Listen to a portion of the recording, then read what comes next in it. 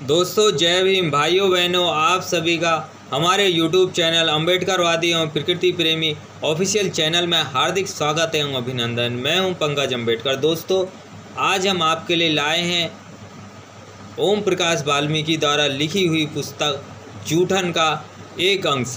जैसे कि हमने पिछले अध्याय में बताया था कि ओम प्रकाश वाल्मीकि जब स्कूल जा रहे थे तो सवर्ण समाज का एक लड़का उनको स्कूल जाते समय रोड पर घेर लेता है और लाठी से उनके पेट पर ज़बरदस्त 2-3 प्रहार कर देता है और उनका कॉपी किताब का झोला उठाकर कीचड़ में डाल देता है। और कीचड़ में डाल देता है तो वो लोग बेचारे बेबस लोग कुछ कर भी नहीं सकते हैं, क्योंकि वो एक तो फाइनेंशियल भी कमज़ोर, दूसरा आर्थिक तौर पे कमज़ोर, हर चीज़ से कमज़ोर व्यक्ति। आगे की कहानी शुरू करते हैं कि आगे ओम प्रकाश वाल्मीकि की जीवन के क्या क्या घटनाएं घटी। बस्ती में हिरम सिंह, सतपाल, भिक्कूराम, ओमी स्कूल जाते थे। सतपाल और मैं हम उम्र थे, दोनों ने साथ ही साथ स्कूल में दाखिला लिया था। हिरम सिंह 1 साल पीछे थे, ओमी ने बीच में ही स्कूल छोड़ दिया था। सतपाल भी मुझसे 1 साल पीछे हो गया था। सतपाल पढ़ने में थोड़ा कमज़ोर था। हम लोग बचपन से एक साथ रहे थे, घर भी पास पास ही थे। उसके पिताजी घिस्सा सिक्कों की तरह पगड़ी बांधते थे, दाढ़ी रखते थे, बोलचाल का लहजा भी उनका बदल गया था। अपने बच्चों के नाम भी उन्होंने सिक्कों के ढंग से रखे थे।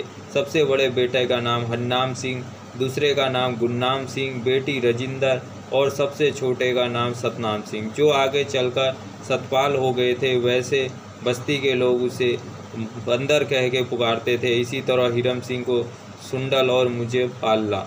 बस्ती में ओम प्रकाश पुकारने वाला मेरी माँ के को छोड़कर और कोई नहीं था। कुछ लोग पिताजी की देखा देखी मुंशी जी भी कहने लगे थे। हिरम सिंह की शादी उस समय हो गई थी जब वह 8वीं की परीक्षा दे रहा था। उसी वर्ष मैंने 9वीं की परीक्षा दी थी। बारात मोड़ना गई थी पिताजी के साथ, मैं भी बारात में गया था। नए कपड़े पहनकर बारात में जाने की उमंग ही कुछ अलग थी। शादी ब्याह की तमाम रस्मों में हिरम के साथ मुझे ही भेजा गया था। शादी के अगले रोज़ विदा होने से पहले हिरम सिंह को दुल्हन के घर बुलाने एक व्यक्ति जनवासे में आया था। हिरम सिंह के साथ मुझे फिर से जाना पड़ा। दुल्हन के आंगन में हम दोनों एक चारपाई पर बैठ गए थे। हमारे इर्द गिर्द हंसी ठट्टा करती लड़कियों का झुंड मंडरा रहा था। मैं उस समय काफ़ी सतर्क था। बड़े बूढ़ों ने खूब अच्छी तरह समझा पढ़ाकर मुझे भेजा था हिरम सिंह के यहाँ। ऐसे मौक़ों पर हंसी ठट्टा करती लड़कियों के चंगुल से बचने के तरीके सिखाए थे सभी ने। लड़कियां बात बात में छेड़ाखानी कर रही थी। रात के बचे हुए दाल चावल हम दोनों को खाने के लिए दिए थे। एक व्यक्ति गले में बड़ा सा ढोल लटकाए खड़ा था। हिरम सिंह की सास और 2-3 स्त्रियां ढोल वाले को चलने का इशारा कर रही थी। उनके साथ हिरम सिंह को सलाम के लिए उन घरों में जाना था जहां उसकी सास काम करती थी। मैंने हिरम सिंह को सलाम के लिए जाने से रोकने की कोशिश की थी, लेकिन उसने कोई विरोध नहीं किया था और चुपचाप उनके साथ जाने के लिए खड़ा हो गया था। मैंने कहा ठीक है तुम जाओ, मैं नहीं आऊँगा। लेकिन हिरम सिंह ने आकर मेरा हाथ पकड़ लिया। मुझे अकेला छोड़ दोगे? चलो साथ चलो। इस बात को लेकर काफ़ी किचकिच हो गई थी हिरम सिंह से, लेकिन अंत में मुझे हारकर उसके साथ जाना पड़ा। यार 1-2 घर जाके जल्दी ही लौट आएंगे। मैंने अनमने ढंग से चल दिया था। गर्मी के दिन थे, गलियों में भटकते भटकते दोपहर हो गई थी।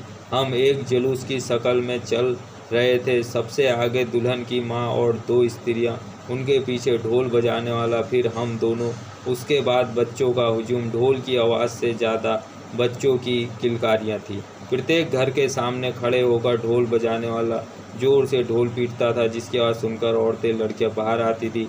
हिरम सिंह उन्हें सलाम करता था। वे घूंघट के कोनों से हिरम सिंह को ऐसे निहारती थी जैसे हिरम सिंह को चिड़ियाघर से लेकर आए हैं।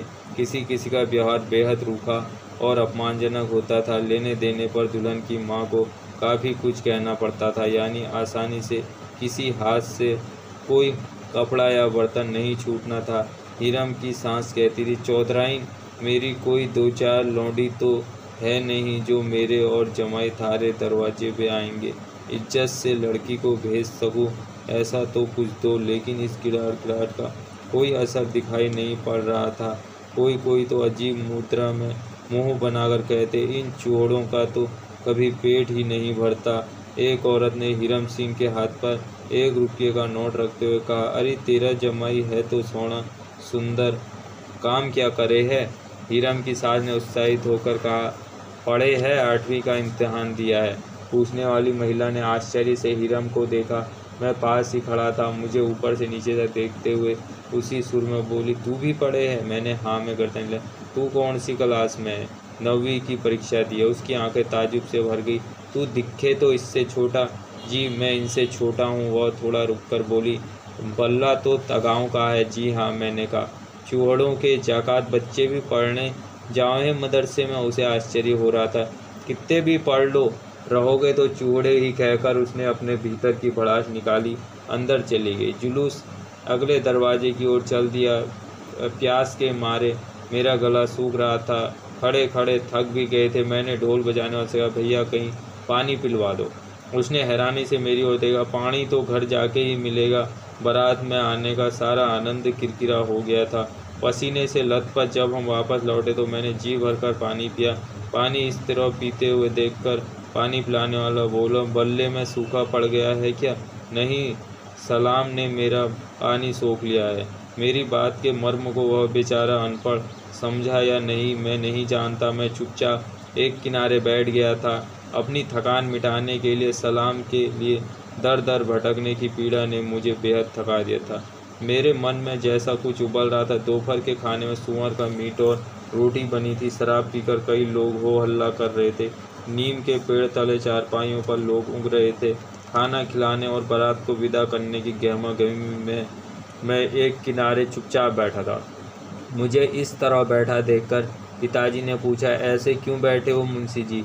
मैंने पिताजी के सवाल का उत्तर देने की बजाय एक सवाल तेजी से दागा, ये सलाम के लिए जाना क्या ठीक है? पिताजी ने मेरी ओर ऐसे घूरा जैसे मुझे पहली बार देख रहा हूँ। उन्हें चुपचाप देखकर मेरे मन की उथल पुथल बाहर आने लगी। अपनी ही शादी में दूल्हा घर घर घूमे, बुरी बात है। बड़ी जात वालों के दूल्हे तो ऐसे कहीं नहीं जाते। ये दुल्हन बल्ला जाकर ऐसे ही घर घर जाएगी सलाम करने। पिताजी खामोशी से मेरी बात सुन रहे थे। मुंशी जी, बस तुझे स्कूल भेजना सफल हो गया है, तुम्हारी समझ में भी आ गया है। इस रीत क्यों तोड़ेंगे? पिताजी ने सचमुच इस रीत को अपने ही घर से तोड़ा था। मेरे भाई जनेसर की बारात लक्सर के पास रजोपुर गई थी। पिताजी ने साफ मना कर दिया था, मेरा बेटा सलाम करने नहीं जाएगा। बहन की शादी में भी हमने अपने बहनोई को सलाम पर नहीं जाने दिया था। साफ साफ कह दिया था, जिसे जो भी देना है यहाँ देकर जाए। देखने सुनने बहुत साधारण सी बात लग सकती थी, लेकिन दूल्हा हो या दुल्हन, शादी के पहले ही दिन उनमें हीनता बोध भर दिया जाता है। सलाम इस शीर्षक से मेरी एक कहानी अंश अगस्त 1993 में छपी थी, जिसे राजेंद्र यादव ने ब्राह्मणवाद विरोध की सशक्त कहानी कहा था। सदियों से चली आ रही इस प्रथा के पार्श्व में जाति अहम की प्रकाष्ठा है। समाज में जो गहरी खाई है उसे प्रथा और गहरा बनाती है। एक साजिश है हीनता के भौर में फंसा देने की। कितनी ही बार दूल्हों को ही नहीं, दुल्हनों को भी बेइज्जती अपमान सहना पड़ता है। गरीब परिवार की अनपढ़ लड़की अजनबियों के बीच आकर वैसे ही गूंगी बनी रहती है। ऊपर से उसे दरवाजे दरवाजे घूमने पर रही सही कसर भी पूरी हो जाती है। बचपन की कई ऐसी घटनाएं मन के भीतर पसरी हुई है जो अतीत के काले स्याह दिनों की साक्षी है। दोस्तों, वीडियो को ज़्यादा से ज़्यादा शेयर कर दें, जिससे कि हम ज़्यादा से ज़्यादा लोगों तक पहुंच पाएँ। बाबा साहब का मिशन बहुजन साहित्य, दलित साहित्य घर घर तक पहुंच पाए। जय भीम, जय भारत, नमो बुद्धाय। अगली वीडियो में अगला अंक लेकर फिर हाजिर होंगे। जय भीम।